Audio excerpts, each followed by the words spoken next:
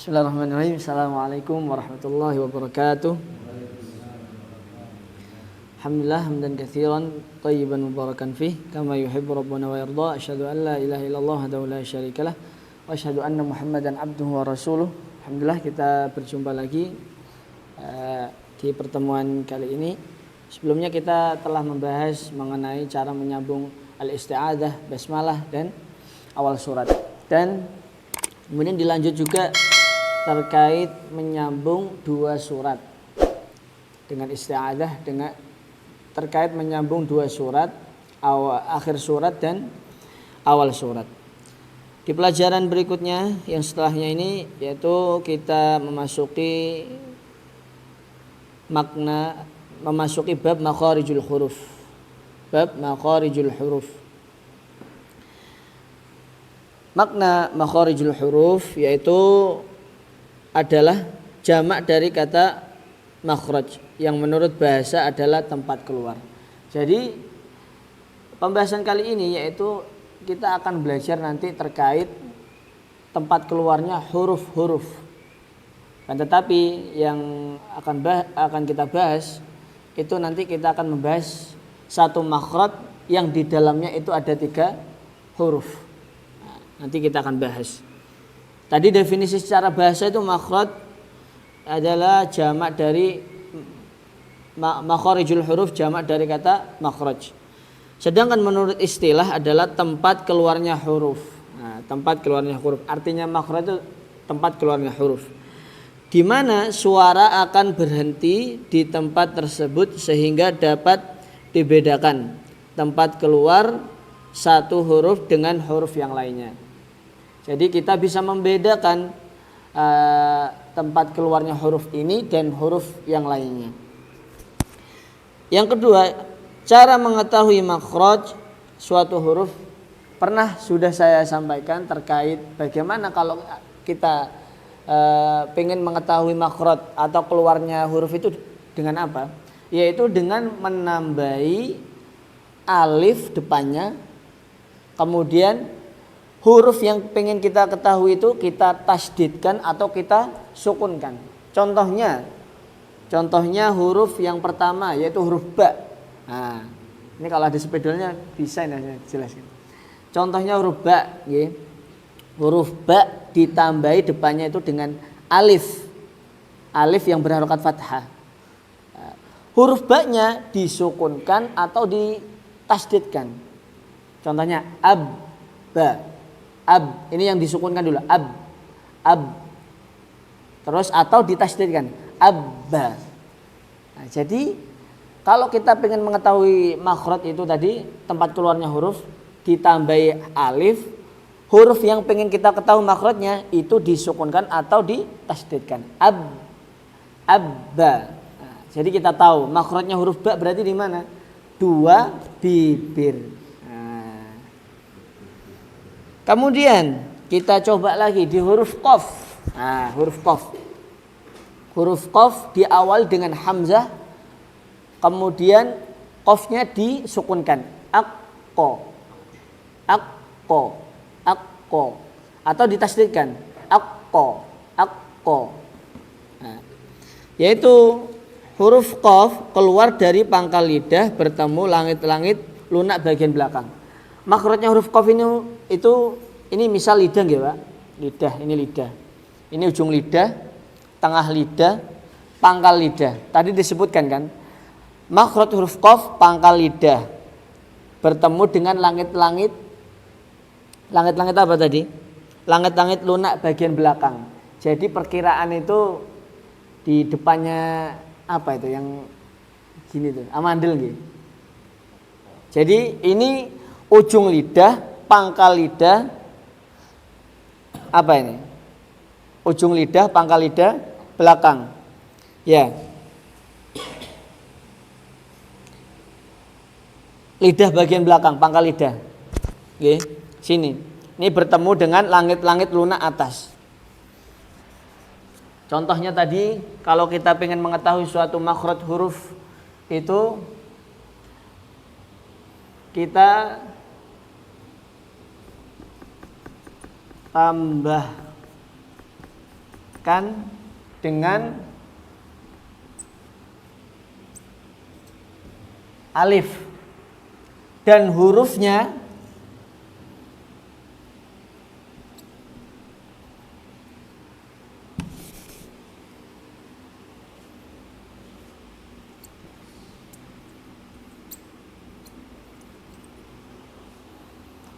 tadi di apa? Disukunkan atau di tasdid. Tasdid. Contohnya bagaimana? Depannya didahului hamzah dulu. Huruf yang pengen kita ketahui makhrajnya adalah huruf apa? Misal ba. Nah, berarti hamzah bertemu dengan ba ya. Ba. Terus ba-nya disukunkan atau di tasdidkan. Berarti gini. Nah. Ab atau abba. Abba. Nah, berarti kita sudah mengetahui makhraj huruf ba itu di dua bibir. Ab. Nah, jadi begitu. Kalau kita pengen mengetahui tadi hurufnya itu diawali dengan alif. Kemudian huruf yang pengen kita ketahui dikasih sukun atau tasdid. Contoh berikutnya tadi apa? Qaf. Qafnya disukunkan atau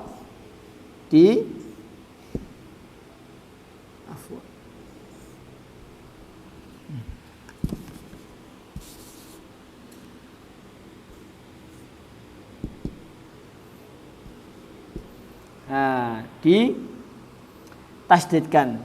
Aqqa.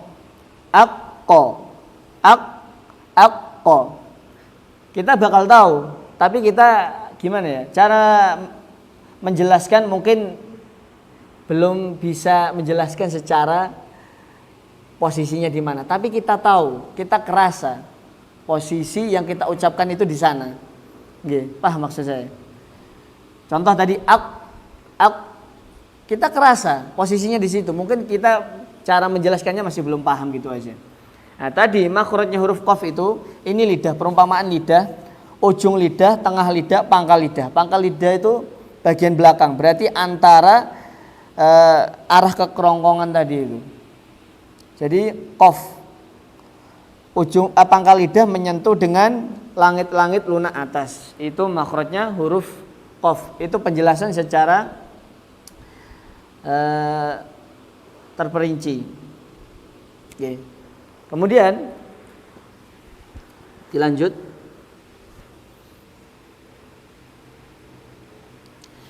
Jumlah makharijul huruf, jumlah makharijul huruf itu ada 17. Jumlahnya ada 17 yang terbagi menjadi 5 makhraj utama. Jadi nanti kita akan belajar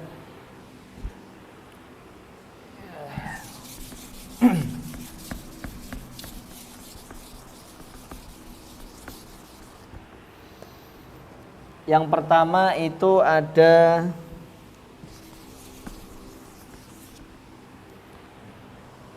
makhraj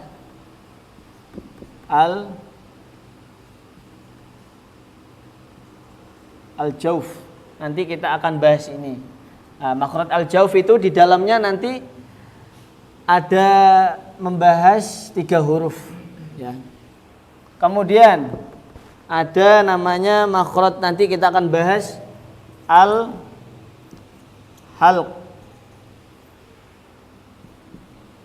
Itu ini 1, ini 3. Kemudian ada namanya al-lisan.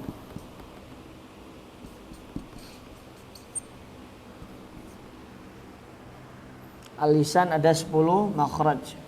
Kemudian yang kelima al-khayshum.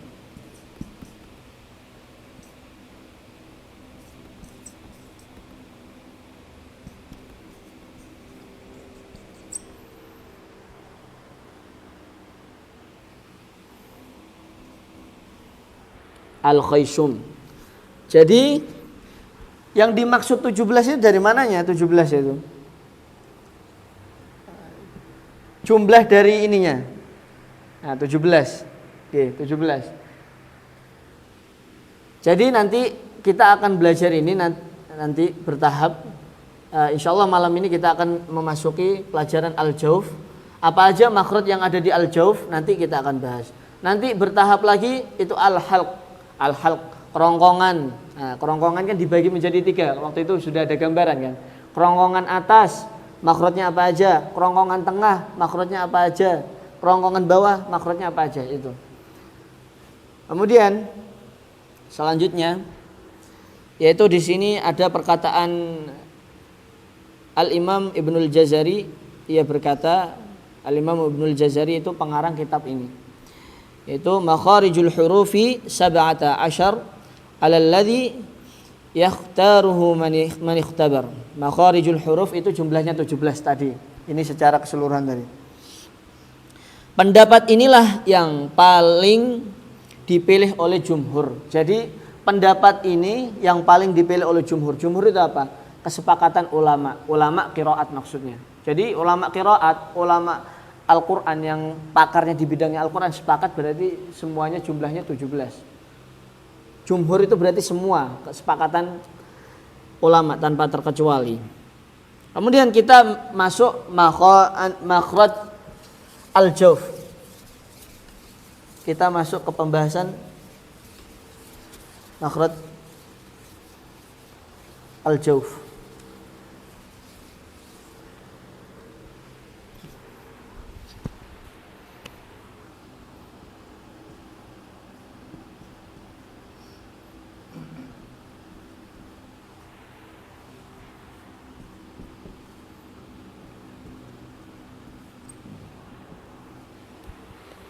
Kita masuk pembahasan makhraj al-jawf. Al-jawf adalah rongga. Rongga yang terdapat pada saluran pernapasan yang dimulai dari pangkal tenggorokan hingga rongga mulut. Dari sini ada gambaran, Pak. Ada gambaran. Jadi maksudnya gini. Makhraj al-jawf itu gampangannya gini. Jadi rongga tenggorokan, ini rongga nih, sampai rongga mulut itu pokoknya makhraj al-jawf. Jadi dari sini sampai mulut itu makhrajnya al-jawf. Makhrajnya al-jawf ini apa aja hurufnya? Hurufnya yaitu ada alif, ada waw, ada ya. Nah, huruf 3 ini biasanya disebut huruf-huruf mad. Huruf-huruf mad. Bisa disebut juga huruf-huruf apa? Mad, huruf-huruf yang dipanjangkan 2 harokat. Nanti kita akan bahas. Al-jawf memiliki 1 makhraj dan keluar darinya 3 huruf mad. Nah, jadi hurufnya tadi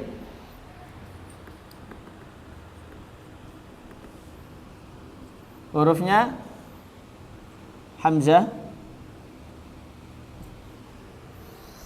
hamzah,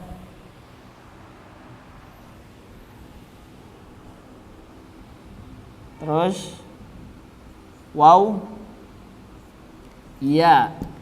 Nah,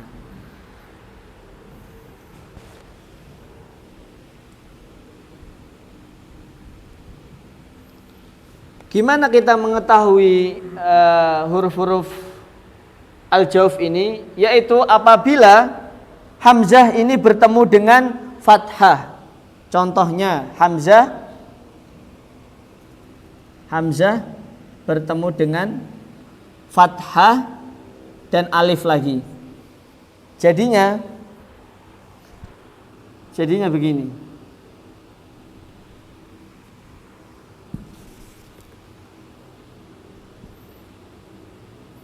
Jadinya bentar. Gini. Ya.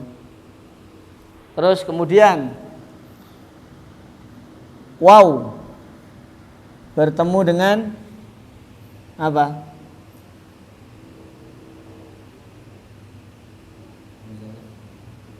Afwan, bentar.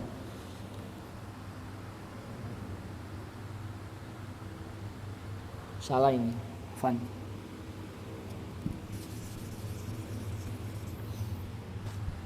Iya benar, astagfirullahaladzim.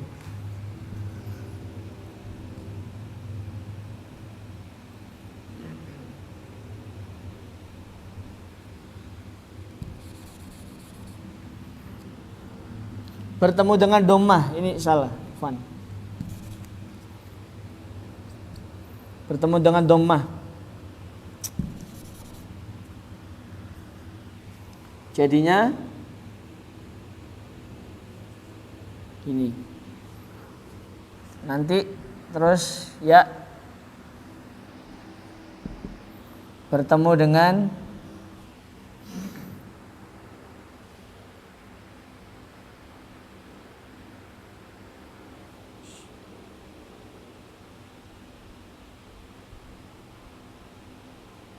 kasroh, harokat kasroh.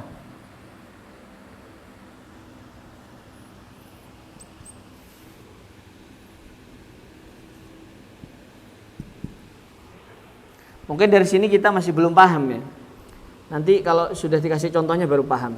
Contoh yang pertama, contohnya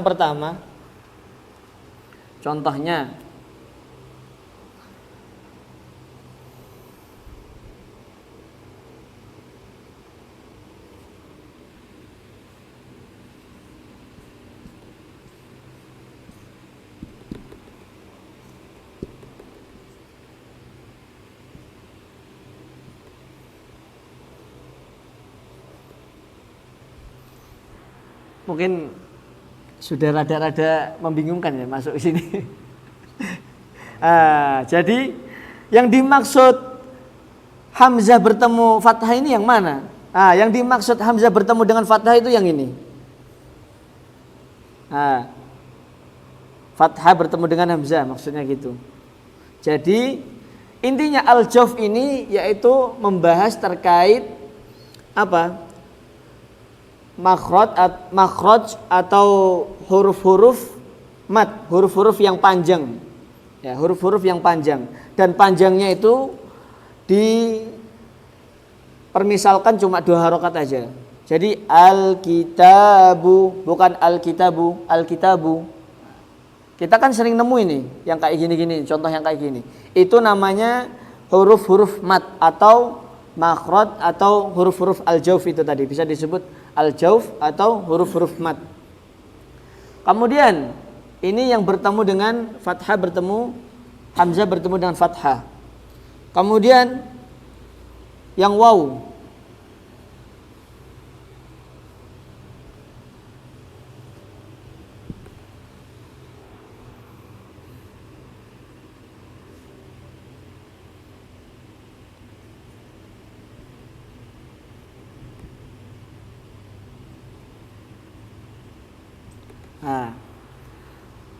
Di mana yang dikatakan huruf al-jawf? Ini tadi. Ya, di sini bisa diambil contoh juga. Jadi ini kesimpulannya di sini. Bentar, Fuan.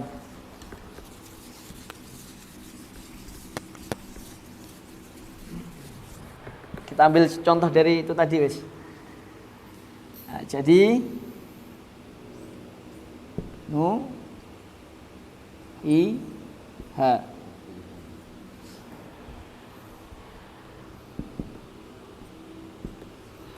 ini tadi huruf al-jawf yang waw bertemu dengan dhammah, ya. Waw bertemu dengan dhammah. Kemudian terus kasrah bertemu dengan ya. Terus fathah bertemu dengan alif. Ini namanya huruf-huruf atau makhrajnya huruf al-jawf atau bisa disebut juga mat. Intinya kesimpulannya, apabila dhammah bertemu dengan wawu, terus kasrah bertemu dengan ya, ya-nya sukun ya, terus fathah bertemu dengan alif, maka dipanjangkan, dan panjangnya itu dipermisalkan cuma 2 harokat. Jadi kita bacanya tidak boleh nuhiha, nuhiha, tapi nuhiha, nuhiha. Intinya pembahasan makhraj al-jauf itu yaitu terkait huruf-huruf mad, huruf-huruf panjang. Dan al-jauf itu terdiri dari 3 huruf. Hurufnya tadi apa? Hamzah, waw, dan ya. Hamzah dibarengi dengan fathah, waw dibarengi dengan dhammah, ya dibarengi dengan kasrah. Itu pembahasan kita malam ini. Mungkin dari sini masih kebingungan? Nggih. Tadi ada contohnya di Alkitab. Iya, Alkitab. Itu dalam bahasa Arab itu kosakata itu apakah semuanya itu gimana? Apa Alkitab itu memang tulisannya Bisa berubah. taknya itu emang Ada alifnya. ada Ada alifnya. Gimana kita cara tahunya sebuah kata itu ada alifnya atau ada al-jaufnya ini atau enggak? Ya itu tadi caranya apabila fathah bertemu dengan hamzah tadi. Tapi kalau misalkan Alkitab tanpa ada hamzahnya itu berarti bukan bahasa Arab juga. Soalnya gini, bahasa Arab itu nanti itu jadi ada namanya bahasa Arab itu ilmu shorof. Ilmu shorof itu nanti akan mempelajari terkait pecahan-pecahan kata. Jadi Alkitabu itu kalau dalam bahasa Arab bentuknya tunggal. Bentuknya tunggal. Kalau kita ingin menyebutkan banyak buku, kutubun. Al-kutubu. Jadi itu bukunya banyak. Kalau ingin menyebutkan 2 buku, ada lagi bahasa Arabnya. Al-kitaban. Al-kitabani. Jadi ada lagi. Jadi kalau aslinya ilmu Al-Quran ini ya mengkerucutnya ke bahasa Arab. Aslinya penting juga belajar bahasa Arab itu. Nah, coba saya kasih contoh. Nanti saya coba tunjuk. Coba dideteksi. Mana dari contoh dari bacaan al-jauf tadi, huruf-huruf yang terkandung dalamnya al-jauf.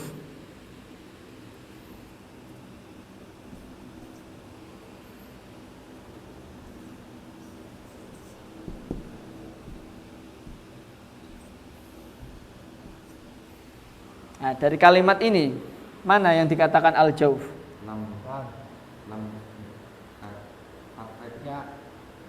bawah itu kasroh ya? G. Kasroh. Berarti yang huruf al-jauf mana? Ya-nya. Ya-nya.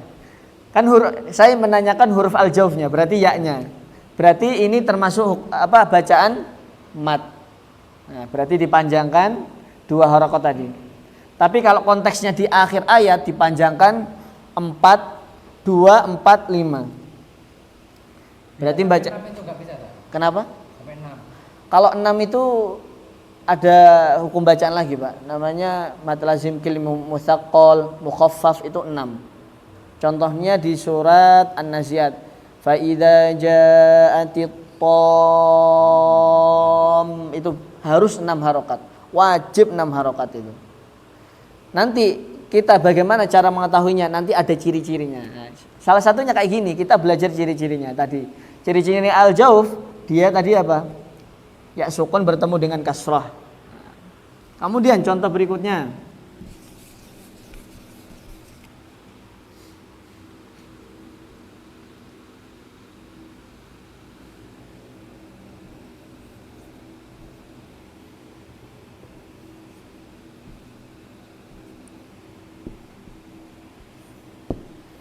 Nah, di mana huruf al-jaufnya? Wawu sukun bertemu dengan dhammah. Ya, ini huruf jauf berarti ya. Berarti bacaannya termasuk mat. Nah, itu maksudnya. Bisa dimengerti nggih? Ya. Kemudian yang terakhir.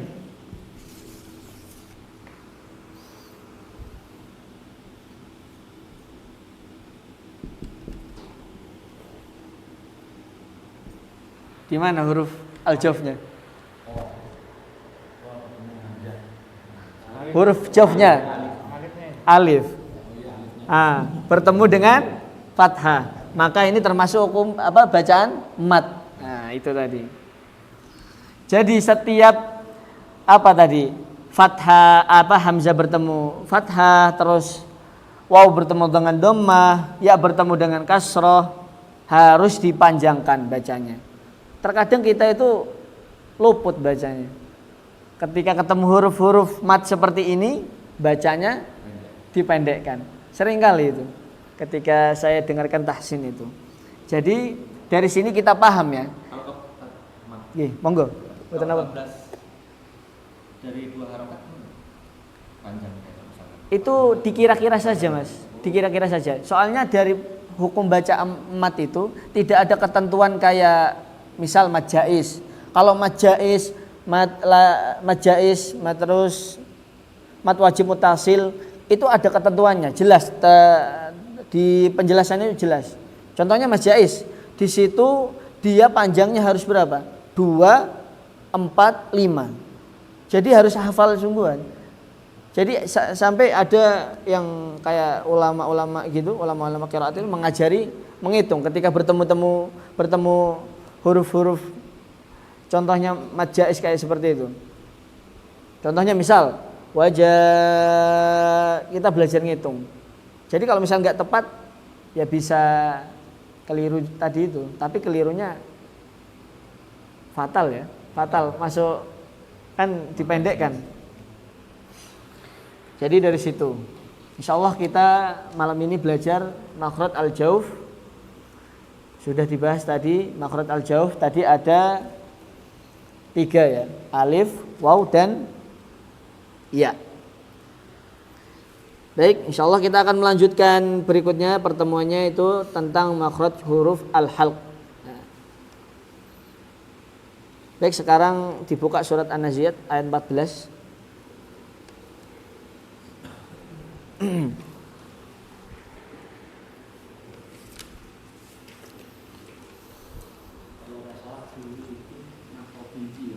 Benar. Bisa dikatakan mat tabi'i. Mat tabi'i. Dalam pembahasan ilmu tajwid namanya memang mat tabi'i. Mat tabi'i hurufnya yaitu al-jawf itu tadi. Makanya saya kan tadi ngomong gimana? Hurufnya apa? Hurufnya al-jawf. Dia termasuk makhrajnya, tempat keluarnya di al-jawf. Kerongkongan dari kerongkongan sampai rongga mulut.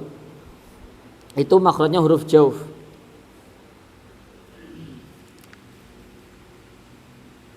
Sudah dibuka nggih? Nggih, An-Nazi'at. Oh, Mas, ayat 14. Saya contohkan terlebih dahulu seperti biasanya. A'udzu billahi minasy syaithanir rajim. فإذا هم بالساهرة هل أتاك حديث موسى إذ ناداه ربه بالوادي المقدس طوى اذهب إلى فرعون إنه طغى فقل هل لك إلى أن تزكى وأهديك إلى ربك فتخشى فأراه الآية الكبرى فكذب وعصى ثم أدبر يسعى. Dari ayat 14, فَإِذَا هُمْ بِالسَّاهِرَةِ. Nah, bis-sahirah itu panjang. Tadi masuk mat. Jadi bacanya dipanjangkan 2 harokat. Nah, fa'idha, idha juga panjang. Biasanya kepelicut karena buru-buru tadi itu. Fa idahum bisahirah. Yang terakhir hati-hati, kebanyakan kesalahannya dibarengi cara membacanya. Tapi disempurnakan roknya dulu. Roh. Itu kalau kita bacanya dislomukan. Tapi kalau dicepatkan fa idahum bisahirah. Sahirah. Kemudian selanjutnya hal ataka haditsu Musa. Hati-hati, biasanya pengucapan bacanya ditekuk lidahnya tapi bacanya hal ataka bukan di, hal ataka bukan tapi hal ataka haditsu Musa. Juga di-nya itu kasrahnya disempurnakan, bukan di agak ke di.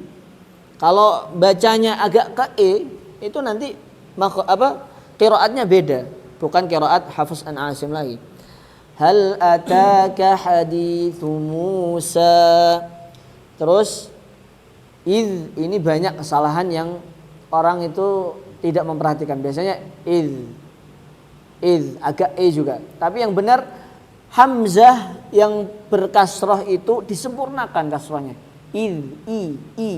Nadahu rabbuhu bil wadil muqaddasi tuwa. Itu. Rabbu juga ditahan, jangan keburu-buru.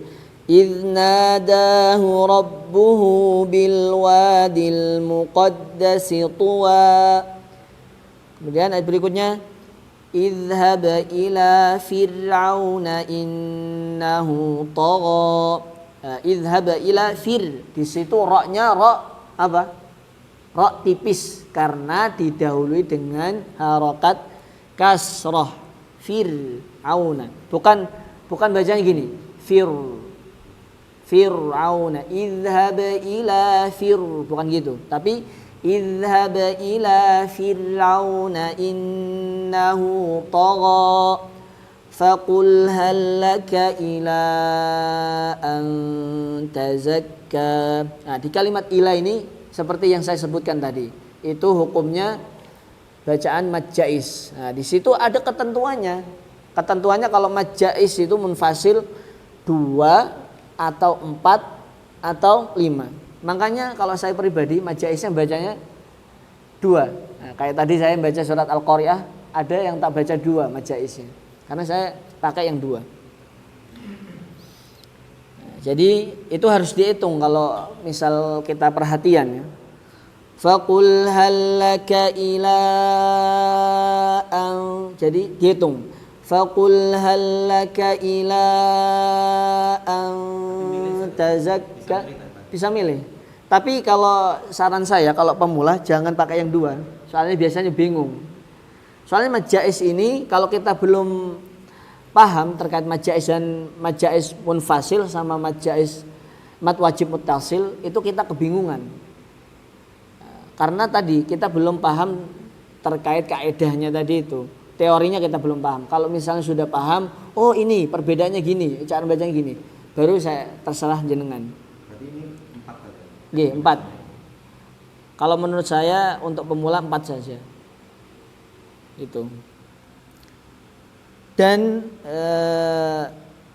itu kan juga boleh dibaca 2. Itu juga menguntungkan bagi yang nafasnya kayak saya pendek gitu.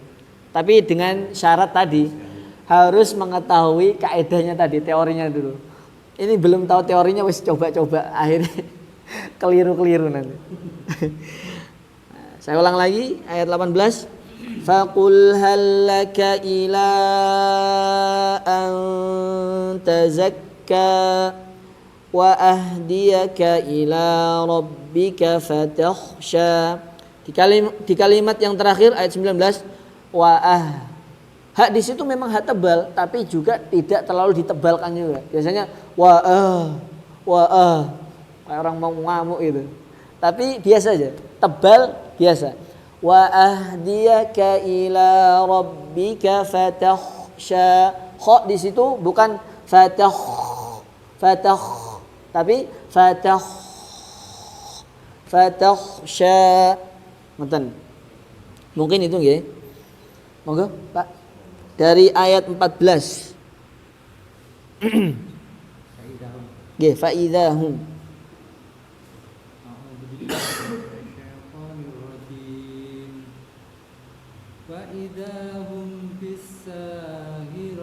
Nah, ditahan. Fa idzahum bis-sahirah.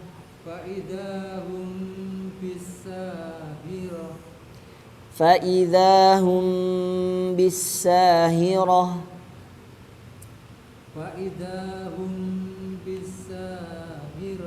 nggih Hal ataka haditsu Musa nggih id nadahu rabbuhu bil wadil muqaddasi tuwa. kan matnya dibaca pendek, di situ dibaca panjang. Idnada, na panjang, terus da panjang juga, bukan idnadahu rabbuhu, tapi bacanya idnadahu rabbuhu bil wadil muqaddasi tuwa. Id nadahu rabbuhu bil wadil muqaddasi tuwa. Nggih. Idhab ila fir'auna innahu tagha faqul hal laka illa an tazakka wa ahdiyaka ila rabbika fatakhsha. Oke. Tadi di kalimat 18 ayat 17 sampai 18 itu di situ idhab itu qalqalah, bukan idhab ila. Kalau kita baca ngomong bahasa Arab iya idhab ila. Idhab artinya pergilah. Idhab. Tapi idhab, nah, dipantulkan. Idhab ila fir'auna innahu tagha. Terus di kalimat faqul hal laka ila. Ila di situ enggak tasdid. Jadi bacanya bukan faqul hal laka illa tadi. Tapi bacanya faqul hal laka ila an tazakka. Coba Pak diulang ayat 17-nya. Idhab